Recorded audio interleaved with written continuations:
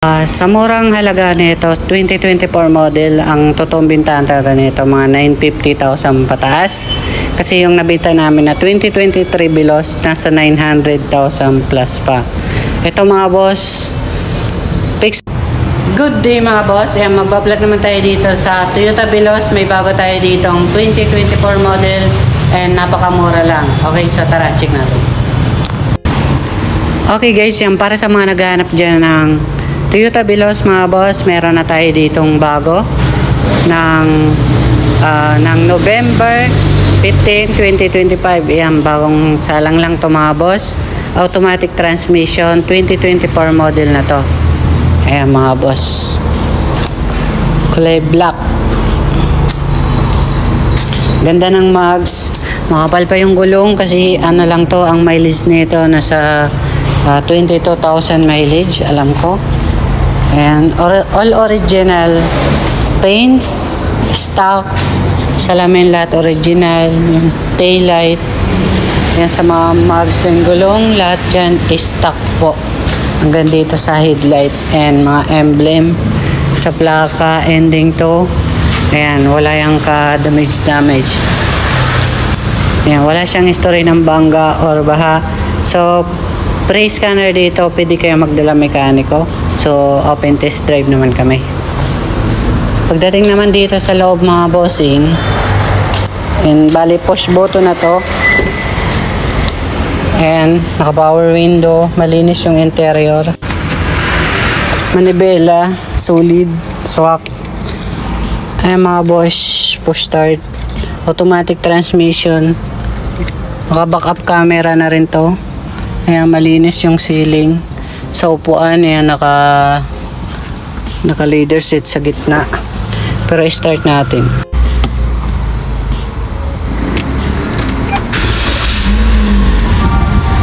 Ayan mga boss, bali ang mileage nito is 24,000 mileage po pala. Ayan, napakababa na yan. Alam ko complete casa record to rin mga boss. Ayan yung mga manual booklets nya. And tingnan natin yung records nya para naalagaan to sa PMS mga boss. Ang pinaka-importante dito, hindi siya nabaha, naalagaan sa PMS. Yan, 16,000 lang ang pinakahuli niyang record. So, yun, medyo malapit sa ano, kasi ang pini-PMS naman po na sasakyan kapag umabot ng lumampas ng 5,000 km. Ito, so parang bago pa lang PMS, okay? Dito naman tayo sa may second row mga boss. Ayan, power window. Ayan yung mga lagayan niya. May saksakan rin siya dito na charger. And ganyan sa aircon, dual aircon. May mga ilaw. Tapos dito sa upuan mga boss, natutupi pa ito. So pwede nyo ditong kargahan. Ayan, napakabilis, parehas lang po yan. Dito naman tayo sa may kabila para makita nyo na natutupi lang siya. Ayan mga bossing. Ayan, diba? Tapos meron pa siya ditong baro box kung anong mga ilalagay nyo, mga ganyan.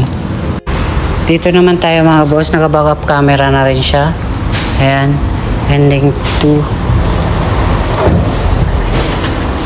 Ayan mga boss, so third row. Kung gusto nyong itupi to para makarga nyo, napaplat po yan mga boss. Ayan siya mga boss, napaplat siya. Ayan. Okay, kung gusto nyong ulit, ilahin nyo lang. Ayan. So 7 seaters na siya mga boss. Ayan mga boss. Tapos dito, meron naman siya dito ang taguan, mga tools, kompleto. Reserba. Ay yung mga pambaba ng reserba. Ayan. Tapos dito, reserba. Meron talaga siyang reserba dito, bago pa. Ayan.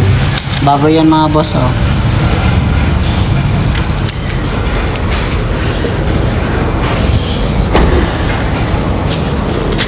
Siya yung mga sensor niya.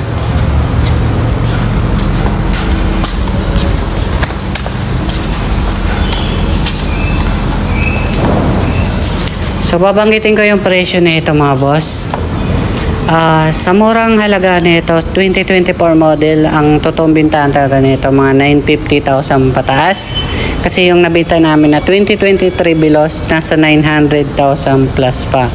Ito mga boss, fix na to ng 860,000. Kasama na lang yon transfer of ownership. Fix na po yon 860,000. May tumatawad pa ng 800, 830, and 750. Nako, napakamura na nito, wag nyo nang tawaran. Okay, so marami pa ditong available mga boss. Ayan, comment na lang kayo sa baba para ma-vlog natin at yung mga rush sale na dito, okay? Kaya dito wala pa. Kasi dito mga boss, napakamura na kasi noon, kaya tapos kakasalang lang, kaya wala tayong mabibigay discount dito. Dito na lang mga boss kasi marami ditong binaba. So comment na lang sa baba para mabigyan kayo ng magandang presyo dito sa mga stock pa natin. Salamat po.